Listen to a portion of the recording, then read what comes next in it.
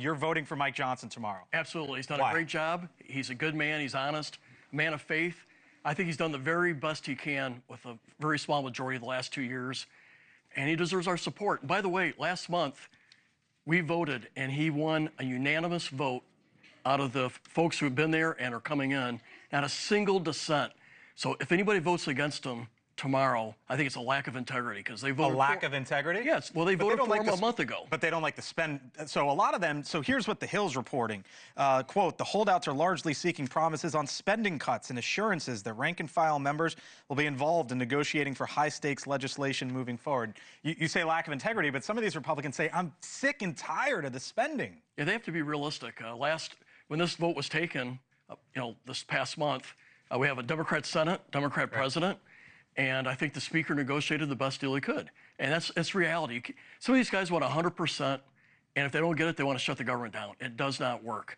And also, these folks who are talking about spending right now, they never talk about where the big money's at.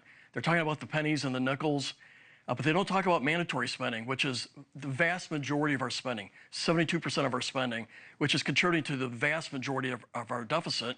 And I don't hear any of these folks talking about that. So they're focused on the pennies. So some of the votes to watch tomorrow: Thomas Massie, he's already a no. Andy Harris, head of the Freedom Caucus. Scott Perry, Freedom Caucus. Folks that we're showing you. By the way, the speaker helped out Scott Perry immensely in this last election.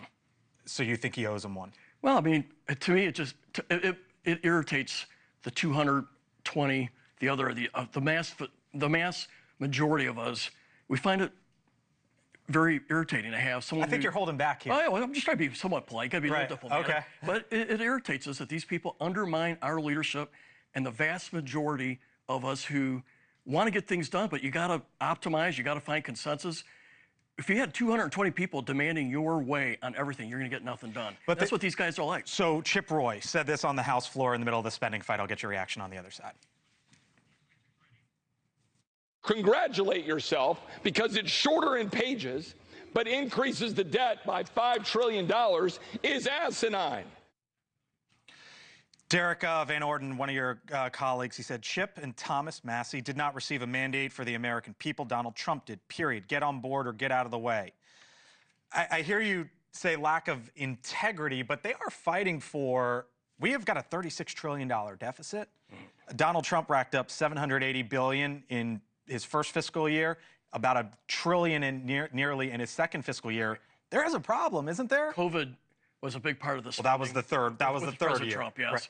And there is a spending problem, but unless you acknowledge where this state, you can eliminate all of discretionary spending, all of it. You still have an $800 billion deficit, annual deficit.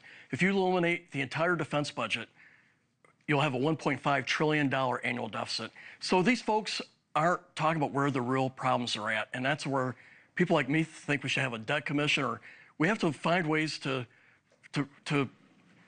reform, restructure, but we got to work on the mandatory spending. And these guys are unwilling to talk about it. But you know where this goes, because the second you say, we got to do something about Social Security, they're going to say, there goes Bacon pushing grandma over the cliff. We need to do it with Democrats. Democrats got to realize this problem, too. And I work with a lot of Democrats who are willing to work with us on mandatory spending.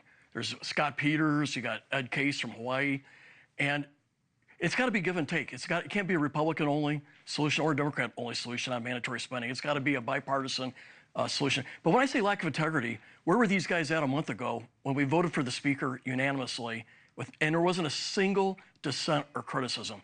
A month ago was the time to have this debate, and not tomorrow. So let me bring in Elon Musk, because Elon Musk came in and basically hated that spending bill, and Donald Trump. Elon Musk kind of threatened primaries, and you're in a very interesting.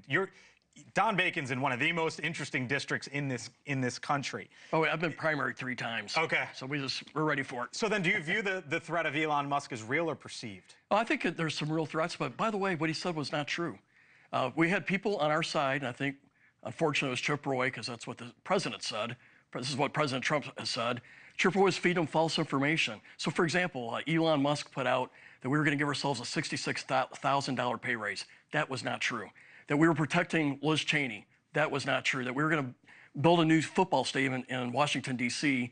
That was not true. So a lot of things he said was not true. And they were focused on the size of the bill. We should have focused on the content. Most of that 1,500-page bill were Republican bills. Thank you for watching, and make sure you go to joinnn.com to find NewsNation on your television provider. And don't forget to click the red subscribe button below to get more of NewsNation's fact-driven, unbiased coverage.